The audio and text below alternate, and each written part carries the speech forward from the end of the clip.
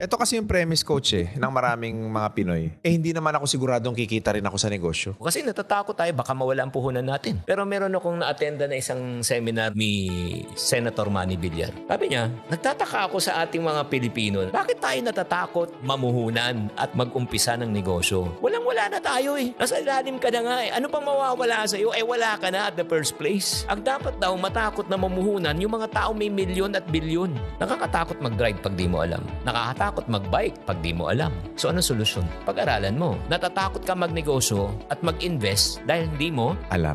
So anong solusyon? Alamin mo. Kung gusto nyong maging magaling sa pera, ayusin yung mindset. Tama. Isa pang aral na tinuro sa akin ng aking ina. Nung minsan nag-uwi ako ng bike, sabi niya, pag yan, nasira, meron kang sirang bike. Soli mo yan. Kung hindi mo kaya, huwag kang manghiram. Siyempre, sama na loob mo. Mahirap na nga tayo. Wala na tayong pera. Minsan lang akong manghiram, tapos pinagkait mo pa to sa akin. Na hindi ko alam, napakagandang leksyon yan. Kasi sinabi niya sa akin, pag sinanay kita na manghiram, ngayon nanghiram ka, laruan. Paglaki mo, anong hihiramin mo? Pera. Kasi ang konsepto ng hiram, you want it now.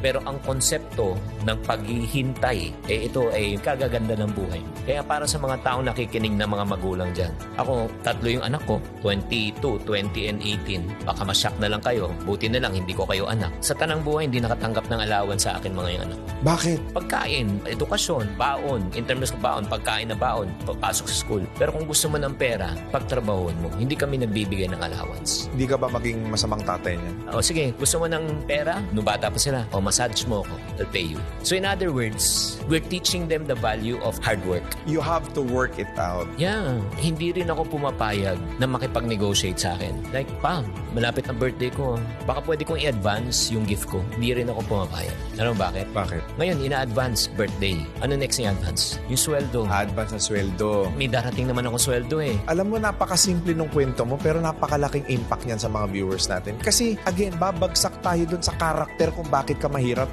So, natutuldukan na kung nabuhay kang mahirap, hindi mo kasalanan. Pero pag namatay kang mahirap, kasalanan mo na. Marami tayong choices sa buhay, namimili tayo. Ang lagi natin pinipili yung makakapagbigat at makakapagpahirap sa atin. Na tinitignan natin short-term gain na, magbe-benefit ako ngayon, okay ako, pero long-term pain.